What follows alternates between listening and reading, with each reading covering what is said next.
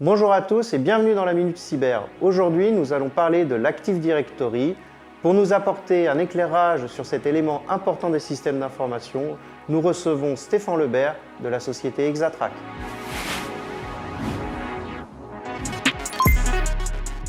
Donc aujourd'hui, Stéphane, on va parler de l'Active Directory, qu'on va abréger, on va dire AD, c'est beaucoup plus simple. Est-ce que tu sais à quand remonte l'Active Directory ? Alors non, c'est assez ancien. Comme ça, j'aurais dit au moins début des années 2000, puisque la technologie est déjà utilisée. Mais ça repose sur des protocoles assez anciens, comme du Kerberos. Donc ça peut être quand même beaucoup plus vieux que ça. Peut-être que tu peux... Oui, je vais te dire. Alors effectivement, c'est bien 2000. C'est bien en 2000 que c'est mis en œuvre pour la première fois avec cette dénomination-là, Active Directory. Et ça avait été présenté 4 ans plus tôt par Microsoft.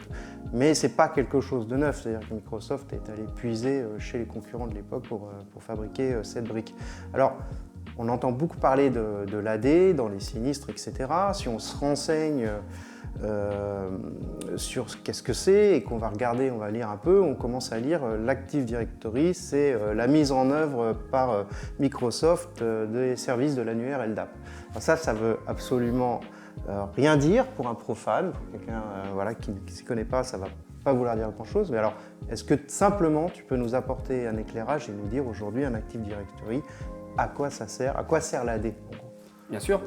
Alors l'Active Directory, c'est une suite de services qui vont permettre de pouvoir gérer un petit peu les accès au niveau d'une structure. On va avoir sur l'Active Directory la gestion des comptes, la gestion des ordinateurs, la gestion des services. On va vraiment gérer un petit peu les clés et les accès segmentés pour tout le monde. L'Active Directory va reposer sur plusieurs briques. Et l'annuaire LDAP, pour le coup, est en gros une grosse base de données avec toutes les infos dedans. Et après, le reste des briques autour permettront d'exploiter cette base de données.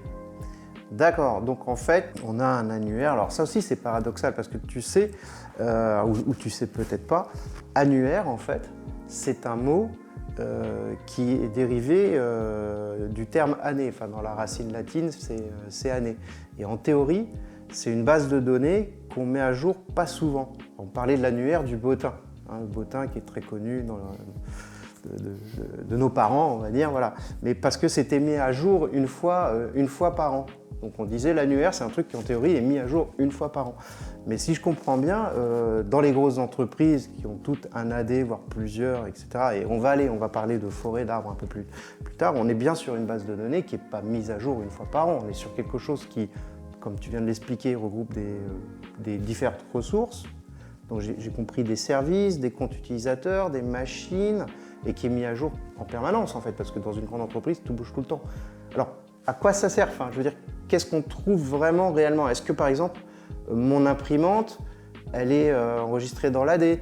Est-ce que mon l'utilisateur, mon collègue qui travaille dans un pays étranger, il est aussi dans l'AD ? Enfin, qu'est-ce que je vais vraiment trouver dedans ? Alors l'AD, en effet, on va avoir énormément de données dedans. C'est vraiment une base de données.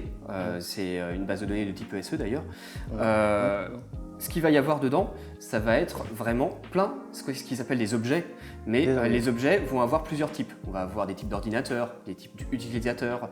Et suivant la fonctionnalité qu'on veut leur donner, on va leur affecter des droits différents, on va segmenter.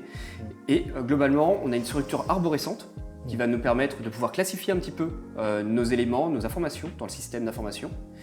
Et tous ces éléments-là vont pouvoir interagir entre eux et vont avoir ce qui s'appelle les attributs. Donc, par exemple, quand est-ce qu'il y a eu la dernière connexion, quand est-ce qu'on a changé pour la dernière fois le mot de passe en lui-même, etc., qui vont être stockés justement dans cette base.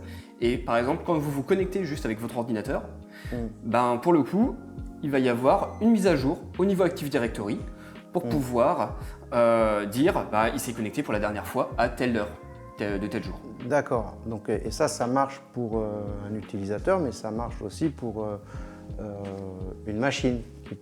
Bien sûr, une machine en plus va renouveler son mot de passe tous les mois, ce qui fait que vous allez avoir de toute façon des mises à jour au niveau Active Directory très régulièrement.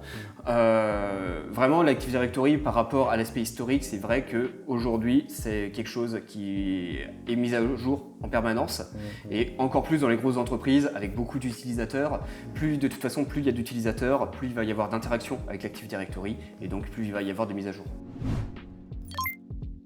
Donc si je comprends bien, l'Active Directory est une base de données qui va recenser toutes les ressources informatiques de l'entreprise.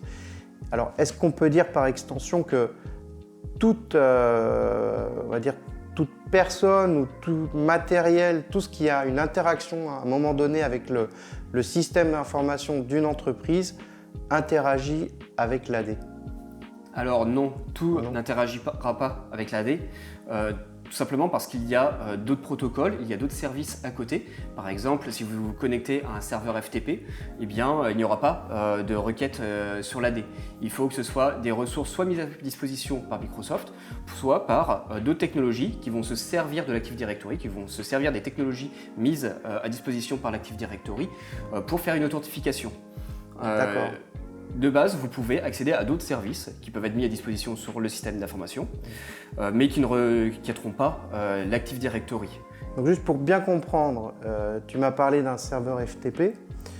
Est-ce que si je mets en place à disposition un serveur FTP pour voilà, les collaborateurs qui veulent transférer des choses, enfin déposer des choses, est-ce que ce serveur FTP, il est enregistré dans l'annuaire, dans l'AD de l'entreprise? Alors si c'est un serveur qui c'est enregistré directement. Par exemple, vous avez installé un Windows Server sur lequel vous avez installé un serveur FTP et que ce Windows a été intégré à l'Active Directory, donc où on peut se connecter dessus avec des utilisateurs de l'Active Directory, oui, cette machine sera déclarée dedans.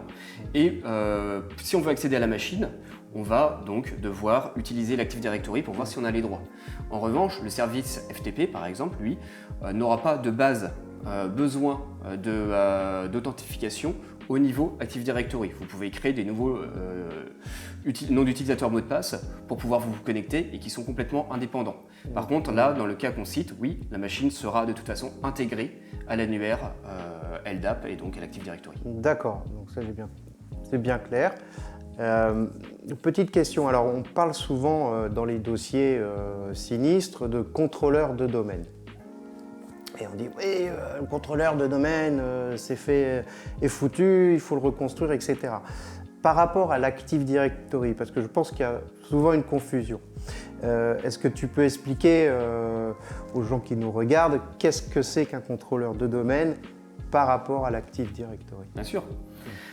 L'Active Directory, c'est le schéma, c'est la base de données LDAP, c'est les services qu'il y a autour, mais ce n'est pas forcément qu'un serveur. De base, si on a un Active Directory, quand on installe une machine, que c'est la première machine du domaine, l'Active Directory est sur la machine, et cette machine-là, on l'appelle un contrôleur de domaine, un DC pour raccourcir. Mais dans une entreprise, on peut avoir par exemple plusieurs plaques géographiques. Or, si on a une seule machine qui peut être requêtée, ça va poser problème pour pouvoir donner les accès aux différents endroits dans le monde. Donc pour ça, on va mettre plusieurs contrôleurs de domaine. Et ces différents contrôleurs de domaine font tous partie du même Active Directory et vont tous desservir le même Active Directory. Ils vont se synchroniser entre eux pour pouvoir être à jour, tous les uns par rapport aux autres. Et chaque contrôleur de domaine séparément donc, va être une machine et l'Active Directory va donc reposer sur toutes ces machines-là. D'accord, donc pour faire très simple, le contrôleur de domaine, c'est le serveur sur lequel j'ai mis mon Active Directory. Oui. Si je simplifie à l'extrême, et pour éviter par exemple des problèmes de connexion, j'ai un bureau à New York, j'ai un bureau à Shanghai, je peux en mettre 3 et puis ils vont tous répliquer, mais j'ai bien le même annuaire, le même Active Directory, j'ai 3 contrôleurs de domaine qui m'assurent une redondance, 3 serveurs qui l'hébergent, et donc je peux être tranquille. Oui, donc, tout à fait. On comprend que c'est quelque chose d'assez sensible pour une entreprise, un contrôleur de domaine, puisqu'en fait, pas de contrôleur de domaine, pas de connexion, pas d'authentification, pas de mise à disposition des ressources, c'est bien ça. Et pas de contrôle d'accès. Pas de contrôle d'accès. La base du contrôleur de domaine, souvent dans ce qu'on voit, c'est quand même la gestion des clés. On va pouvoir dire telle personne peut se connecter à tel endroit, depuis tel endroit parfois. Telle personne a le droit d'accéder et par extension donc à tout un tas de droits qui lui sont appliqués. Ça c'est vraiment l'Active Directory et oui, c'est des machines très critiques parce qu'il suffit qu'une soit compromise et ça veut dire que la personne, s'il compromet le contrôleur de domaine, donc la machine, va pouvoir modifier l'Active Directory lui-même. Et donc s'octroyer les droits, les clés, les pouvoirs qu'il souhaite sur la structure.